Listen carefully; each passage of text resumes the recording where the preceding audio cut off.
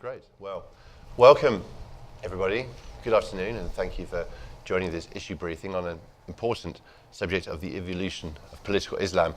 One could be forgiven for thinking we look strictly at the long term here at the Wadah Khanfar Forum with our theme this year of mastering the fourth revolution, but also we have to have one mind firmly in the present, and security and stability in the Middle East and North Africa region, as well as other regions elsewhere, is of paramount importance in 2016. Just as looking forward to the future and the challenges we face in the long term looming on the horizon. So, political Islam, what does it mean? I have three experts, all diverse views, that hopefully will be able to explore this issue. We also have questions coming in from social media, and we also hopefully have questions from the floor too. Those of you unfamiliar with the format here of issue briefings, we have brief remarks by our three panelists, and there will be time for questions, and hopefully we'll have a slightly chaotic, free-flowing conversation. I'd like to encourage all of you to butt in and enter the conversation at any point whatsoever. We only have half an hour, it's not a great deal of time, and it's an important subject, so we'll get started straight away. I'll just introduce my three panelists. I'm going to start by asking Mr. Ahmad Aravani, the President and Executive Director of the Center for the Study of Islam and the Middle East in the USA. He's also a member of our Global Agenda Council on the Role of Faith, and he also teaches at the Catholic University in Washington, D.C. I'm going to start off by asking Ahmad about what political Islam means to him in 2016 and how it can be fully exploited to create an ideal political system. Asma Abu Mezid, a Researcher and Advancement Fellow at Internet 2, based in the Gaza Strip. I'm proud to say a member of our Global Shaper community in Davos for her first time. And we're going to be asking Asma for her take on what the youth generation, the millennials, see as political Islam in its successful form. And again, we have another Shaper, Yumna Nafal, who is also a member of the media, correspondent in Beirut for Future Television, a Lebanese channel. I'm going to be asking her about the challenges, as she sees it, to political Islam, both in terms of perception, but also in terms of reality. Ahmad, if you would start, please. I'm very keen to hear your view on what is political Islam to you and how it can be best exploited. Thank you, and good afternoon, everyone. It's my great pleasure to be here today. In this very short time, I'll try to define political Islam the way I think and the way I understand it. Political Islam, before talking about political Islam, Islam by itself, unlike other religions, or at least unlike some religions, from the beginning, the founder of the religion was able, Prophet Muhammad, peace be upon him, was able to establish a government and build a political society, social society, a new life based on laws and rules. That led the Muslim after him, the Muslim followers after him, to follow his life and his example as an example for their own life and their societies. So they tried during the history by establishing Islamic states, by getting involved in different parts of daily life of the people, to show from religion, a religion that involves in every aspect of human life, including the political life of every person within Islam. So if we took this term as a general, that means Islam plays a role in the political life of every Muslim, whether they have an Islamic state or not. Muslims highly encouraged to get involved in political life of their own countries or their own nations. That's how political life in general means. However, some people, maybe some Westerners or some others, taking this term in a very narrow sense of that and applies only to part of Islam, trying to maybe disconnect or isolate the rest of the others, applying to those people who only seeking within the Islamic societies just to establish, even with force, even with fighting like what we see in ISIS and others, to impose their political views on others, even to non-Muslims. And that's called political Islam. So it depends really on from which perspective are you looking for, but from the way I look at it, Islam is integrated with politics, with morality, with everything.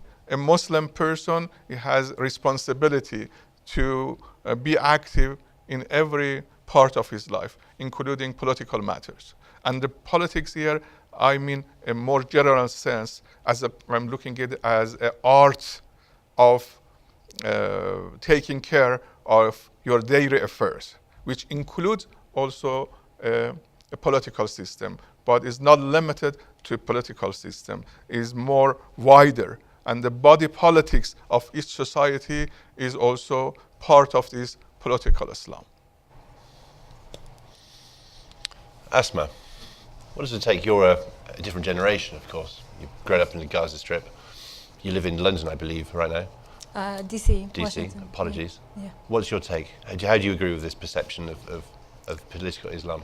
Well, to me, like when we talk about religion and politics, it's something that has been talked about, like, and it has been in place since ages and since centuries as well. But the main, and for me, when we talk about religion, it's about giving meaning to life. It's about the values, the reflection, the inspiration that guides our life. And when we talk about politics, we are talking about the rules and the policies that regulate our social lives. And like in theory, these two things, when they work together, then we will have a really strong society that care to each other and it's inclusive. However, we should not neglect that there are also some people who interpret the religion in their own way, and they use the religion as a way to attract people and to their own benefits. That's why we are saying this abuse of power, abuse of people intention as well. But as someone who actually grew up in Gaza and now is living in DC, what was more worrying for me is how the Western societies look at political Islam and at Muslims. I never feared on my life in Gaza, other than the Israeli bombing, but like in normal life and in my interaction with the government, with Hamas, I never feared for my life. However, when I was in DC, which is supposed to be a free country, democratic country, in the first month, I had 3 accidents of harassment because I'm a Muslim and because my Islam shows because of the way I dress. I had people harassing me by words, people coming to me in the bus and saying, are you gonna blow up this bus? And people also shouting at me and scaring me. So this is not only me, there are so many Muslims in their own countries and outside, they are being scared and worried about this reflection. So it keeps always wondering why the action of just a smaller group that does not represent the majority is actually generalized in the media, generalized everywhere. Why a human being does not take the effort to know the other, whether he's a Muslim, whether he's a Christian, or any other religion. Yumna, maybe drawing on your role in the media, maybe drawing on your role as a global shaper, as a young person, the viewpoints we've heard are painting a picture of a strong, inclusive, safe, caring society, and yet, as Asma says, there is in some places an image problem, if you will, with political Islam. It's not always interpreted in that way.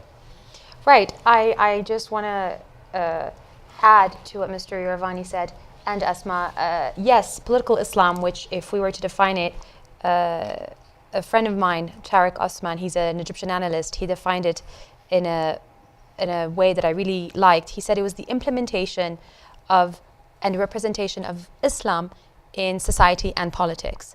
And today, when we look at political Islam, yes, it is facing somewhat of a crisis, many challenges. And like Asma said, there is a group, if you will, of a loud group of people wreaking havoc in the name of Islam.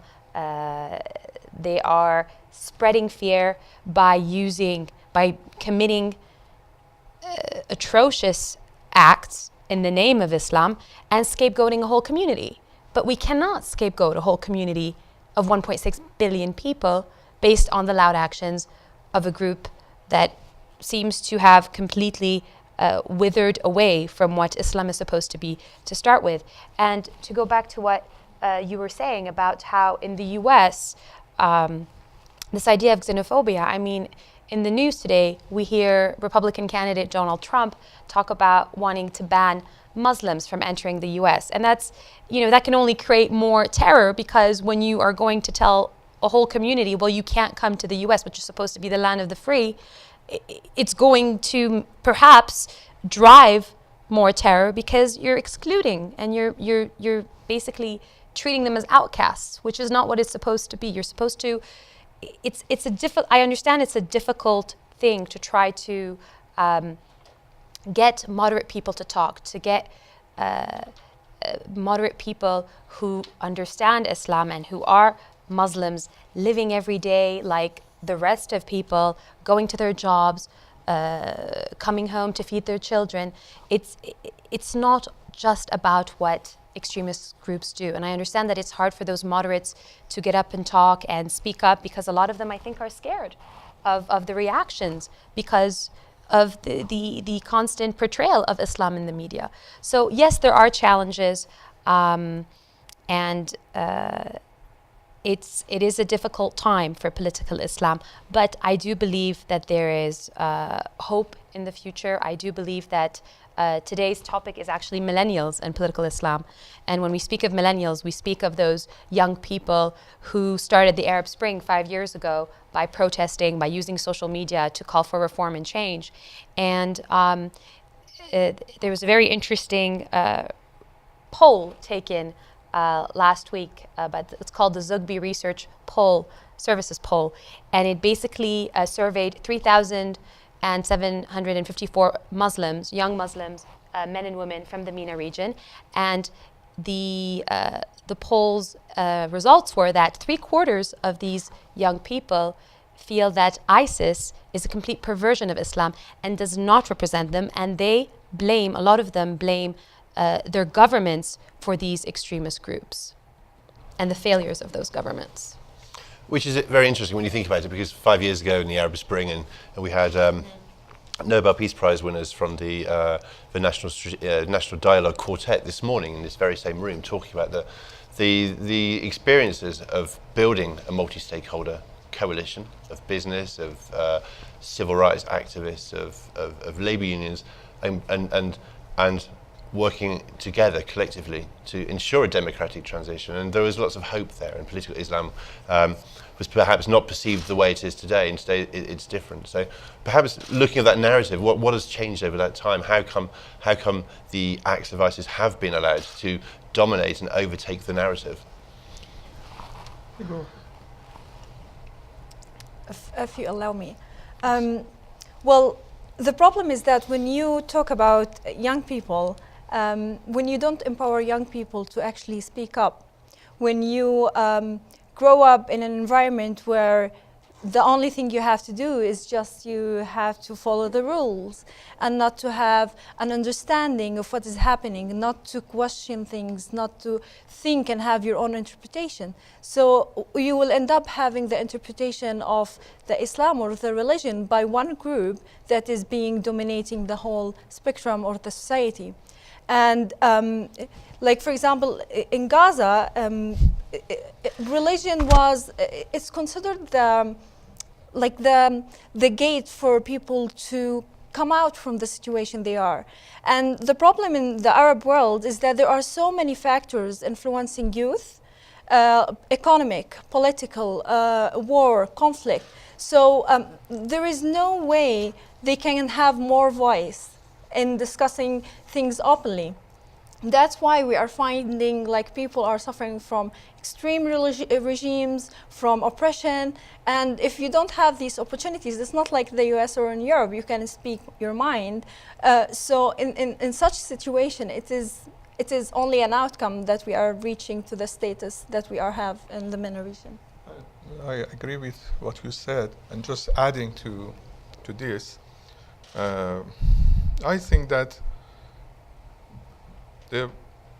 what we are witnessing today in the Middle East, which is now unfortunately full of crises in different ways during last few years, is related to many factors and have many causes, including the lack and crisis in the leadership of these countries, the political system they have, even some of them they call political state, Islamic State, which is not really, we know that. And also the lack of job opportunities, economic crisis, and problems which every day people are watching, and also the injustice which is happening in the region, double standard policies, which is coming from everywhere, and people are feeling it in their daily life, making all these people to lose their hope more than before, to listen to some of the voices that they are calling themselves the true Islam and real Islam, and then to go to the situation that we are witnessing today.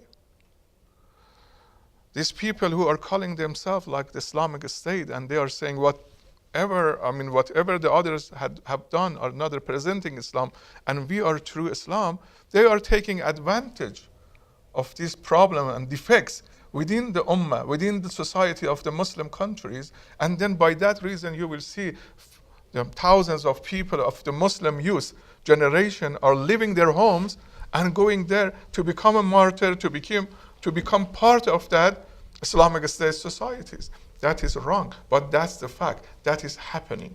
So there are responsibilities, there are lots of responsibilities for Muslim scholars, for Muslim thinkers, for clergies, for imams, for West thinkers, for Western thinkers, for everyone to come, for business leaders. They have to contribute their shares. They have to pay their shares as well to come and bring education, bring job opportunities to the people. And in that time then, the education can play its role and give a new kind of understanding to these people that now embracing in a very wrong way the wrong slogans in the name of Islam in their life. And if I may add to that, it's true that also Muslim scholars, they need to revise the way we interpret Islam, because Islam is actually a religion that fits every time, and it's wrong to take the interpretation that fit a century ago and implemented the same as now. This is one thing. Another thing is that if you look at the people who are joining extremist group, they are joining because these extremist group are giving them purpose, are giving them a meaning, are actually including them, are actually valuing their drivers. It's the same. I was discussing that with a shaper, Nadia, global shaper, and we were talking about this, and we mentioned how, for example, why people are also joining gangs in the US, while people are also joining extreme groups in different countries. It's not because that's what they want. Nobody grow up and say, oh, I want to be a gangster. No one. Everyone has their own dreams. But when you are left with this only option, especially in countries where conflict is the constant thing that you grow up with, of course you will have tendencies of extremism.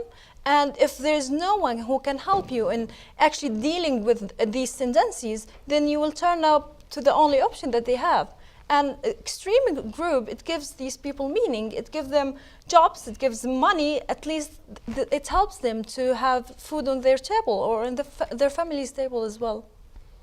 I mean, just to add to what you both were saying, if I may, I agree, there's a sense of belonging that these young people are looking for, that they find in these extremist groups. And of course, to blame is the society that they live in.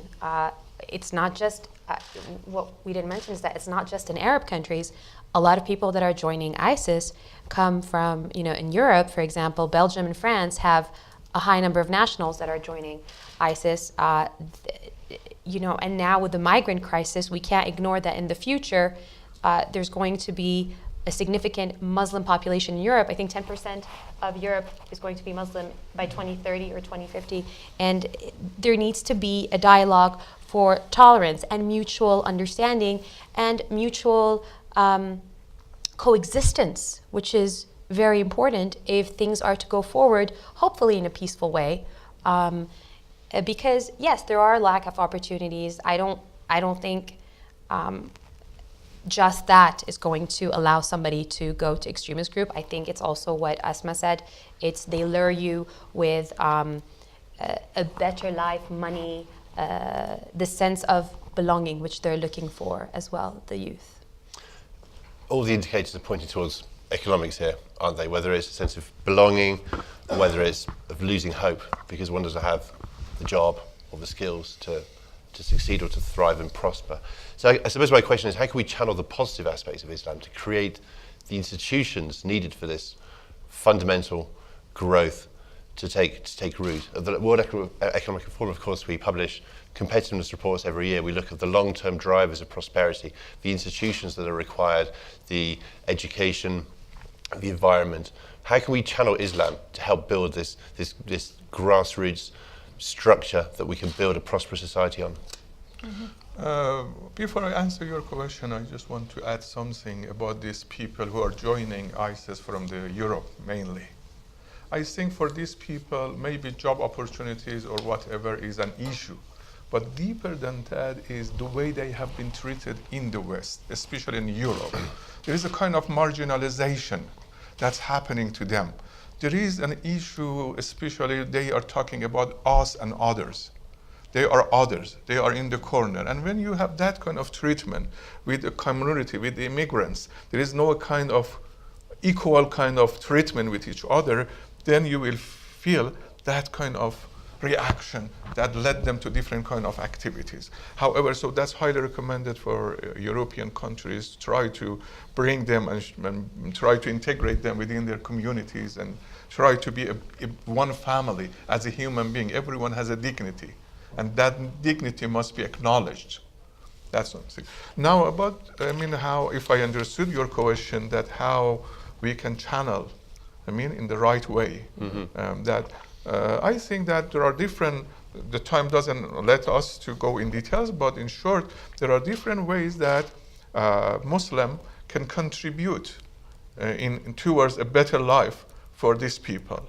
Now, in terms of political leadership, there must be some kind of reshaping and rethinking of the political leadership of the region by giving their own people more opportunity to be part of the political system, be decision maker as a kind of a democratic society that the other people around the world enjoying them. Now the issue of education is highly, highly important and must be emphasized more than before. Now the education is not simply just providing new books or materials. No, those materials are very important and must be refined and rewritten by modern reformist Islamic thinkers, which have come within the Islamic traditional system. If you brought them from outside, then there is a natural reaction towards them. So within the Islamic judiciary system, within the Islamic Sharia, within the Islamic theology, we need more kind of reform by using the term they are calling it ijtihad. That's also another one. Now, then it comes the role of civil societies, it comes the role of other countries to get more involved with these people in the region. Unfortunately, I'm just coming from Iraq, and I see that they have been invested a lot on military aspect of this country, but there isn't any investment in terms of getting people involved with each other, try to educate them, try to connect them to the people around the world, try to give them more hope. They are hopeless. So the role of media here is very important. So encouraging peace, so there are different kind of these issues that I recommend. To add on what he's saying, may I? Please do. To add on what he's saying, he was talking about the importance of civil society and the importance of, obviously, and of course, leadership is important. But if I could give the example of France, which we were talking about, on the 1-year anniversary of the Charlie Hebdo attack this January, an organization called the French Council Muslim Faith, which was backed by the government, held what they called an open mosque day, which allowed non-Muslims to go to, I think there are over approximately 2,400 mosques in France, so to go there to discuss with Muslims in the mosques what the religion was about, what it entails, to kind of try to really foster some sort of relationship that is based on mutual understanding, as opposed to, especially a year after the Charlie Hebdo attack, because it's still, and after November, it's still very fresh in people's minds. So those kinds of movements, those kind of events can help there is damage that has been done, and we can't deny that. But is it repairable? Yes, I think so. Is it going to take time? Definitely. We have a question from the Can I just add? Asma, of course you can. Yeah. So I just want to stress about revisiting our own interpretation of Islam and how we interpret Islam. That's very important. But also I have another point, is that actually I'm telling this to the Muslims. Can you please stop apologizing for the mistakes of a group that does not represent you? You are not guilty, and it's not our fault. And these people, like ISIS, when they commit the crime, they don't represent me. So why do I have the pressure on me to go and apologize? Don't apologize. You are only representing yourself. So if someone has an issue with ISIS, then they should direct this issue to ISIS, not to the rest of the Muslims. Another thing, media should also stop being biased. When someone commits a crime, for example, in the US, and he's white American, he is categorized as having some psychological issues. But when a Muslim commits crimes, he's a Muslim, and all the Muslims will be doomed with him. And I think what we are seeing by Trump is an example that talks about itself, like no one needs to explain that. And the third thing is that we also need to talk about political religion, not only political Islam. We also need to talk about political Christianity, political Judaism. It's all this religion. It's shaping our society. It is part of our society. It is part of how we behave in these societies. So we need to talk about this. We shouldn't focus on one lens, because when we focus only about political Islam, we are actually reinforcing the ideas that, well, Islam is very extreme. These are terrorist people. That's why we need to talk about it a lot. We need to discuss it in the media. But we should also discuss other religions so that we can break the barriers and the misconceptions and the stereotypes that is all over the place. Just in the front row, please. I just want to pick up on that point, and it's a question. Can you write your name, please, for the benefit of our audience? Sorry, Peter Holmes-a-Court is my name. I'm a writer. Question to all the panelists, but picking up on that point that you just made. Political Islam is what we're talking about. I feel we're talking two different languages, although we're all talking English.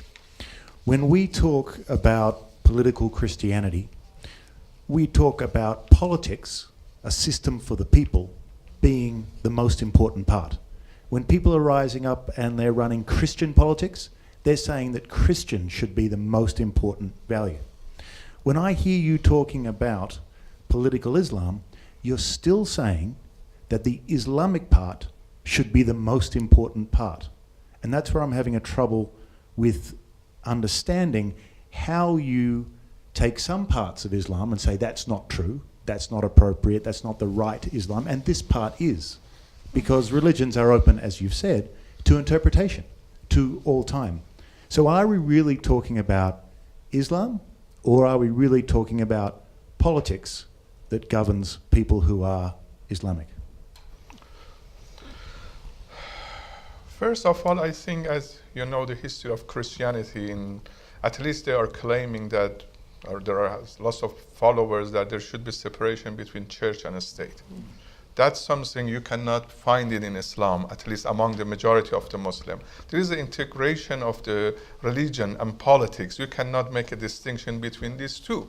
But however, to what extent then the religion can play its role as a political system to run a society and be a government, that's an issue or has many different views even among the Muslims. There are some Muslims who are part of supporting that Islam must be involved in politics as well. There is integration of politics and religion.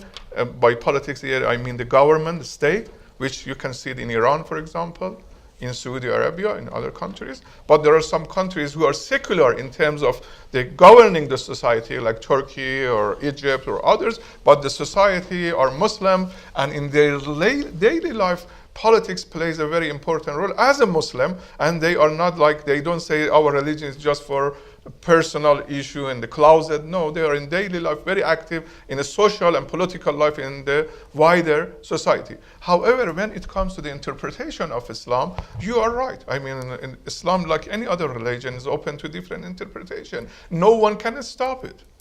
So, I mean, the ISIS, they claim that they are representative of Islam. We are claiming that we are representative of Islam. Then here is like a battle, like a game that wrestling, I can tell you, that we have to bring all our evidence, we have to bring all our culture and history of 1,400 years of rich culture that shows what we believe and what we claim. There is no other way. They have now, why I mean ISIS are grasping soft people attracting, because they have the finest, the highest technology of media, they're using everything, they have money or whatever, brainwashing, and somehow they are winning the mind. So that's our responsibility of other Muslims, of 1.5 million or whatever we want to say, to come ahead and try to talk more.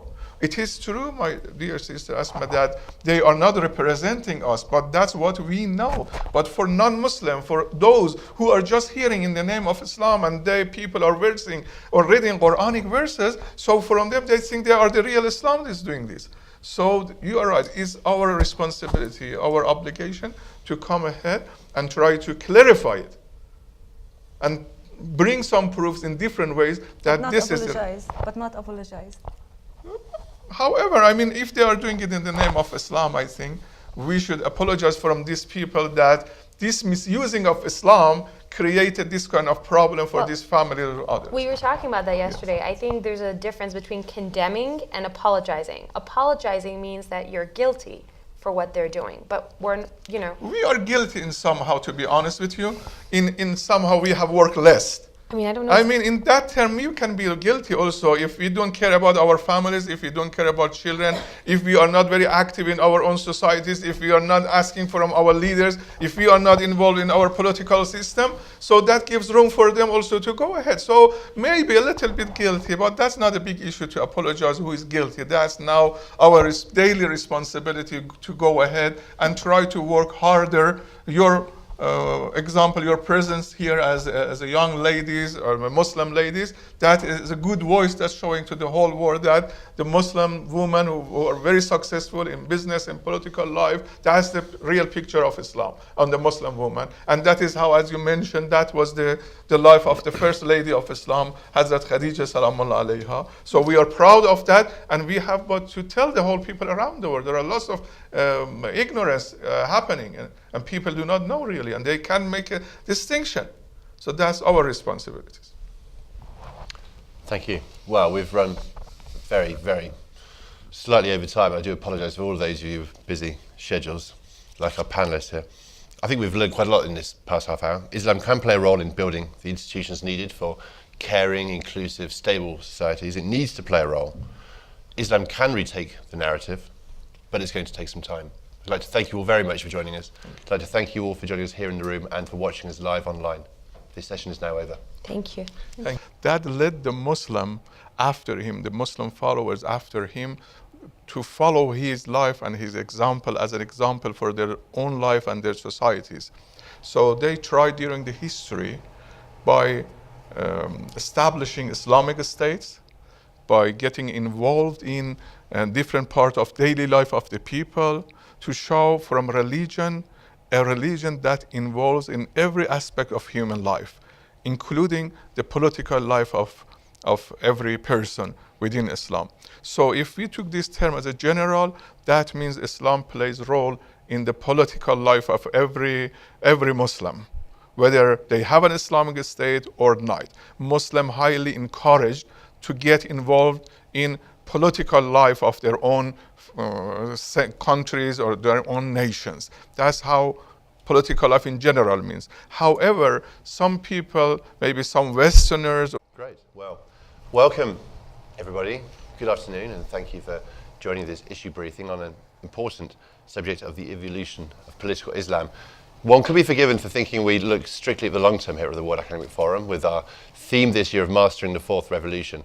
But we'll say we have to have one mind firmly in the present, and security and stability in the Middle East and North Africa region, as well as other regions elsewhere, is of paramount importance in 2016, just as looking forward to the future and the challenges we face in the long term looming on the horizon.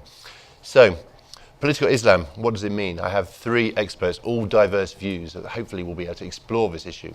We also have questions coming in from social media, and we also hopefully have questions from the floor too. Those of you unfamiliar with the format here of issue briefings, we have brief remarks by our three panelists, and there will be time for questions, and hopefully we'll have a slightly chaotic, free-flowing conversation. And I'd like to encourage all of you to butt in and enter the conversation at any point whatsoever. We only have half an hour, it's not a great deal of time, and it's an important subject, so we'll get started straight away. I'll just introduce my three panelists. I'm going to start by asking Mr. Ahmad Aravani, the President and Executive Director of the Centre for the Study of Islam and the Middle East in the USA. He's also a member of our Global Agenda Council on the Role of Faith, and he also teaches at the Catholic University in Washington, D.C. I'm going to start off by asking Ahmad about what political Islam means to him in 2016 and how it can be fully exploited to create an ideal political system. Asma Abu Mezid, a researcher and advancement fellow at Internet 2, based in the Gaza Strip. I'm proud to say a member of our Global Shaper community in Davos for her first time. And we are going to be asking Asma for her take on what the youth generation, the millennials, see as political Islam in its successful form. And again, we have another shaper, Yumna Nafal, who was also a member of the media, correspondent in Beirut for Future Television, a Lebanese channel. I'm going to be asking her about the challenges, as she sees it, to political Islam, both in terms of perception, but also in terms of reality. Ahmad, if you would start, please. I'm very keen to hear your view on what is political Islam to you and how it can be best exploited. Thank you, and good afternoon, everyone. It's my great pleasure to be here today. In this very short time, I'll try to define political Islam the way I think and the way I understand it. Political Islam, before talking about political Islam, Islam by itself, unlike other religions, or at least unlike some religions, from the beginning, the founder of the religion was able, Prophet Muhammad, peace be upon him, was able to establish a government and build a political society, social society, a new life based on laws and rules. Or some others taking this term in a very narrow sense of that and applies only to part of Islam, trying to maybe disconnect or isolate the rest of the others, applying to those people who only seeking within the Islamic societies just to establish, even with force, even with fighting like the one what we see in ISIS and others, to impose their political views on others, even to non-Muslims, and that's called political Islam. So depends really on from which perspective are you looking for, but from the way I look at it, Islam is integrated with politics, with morality, with everything. A Muslim person has responsibility to be active in every part of his life, including political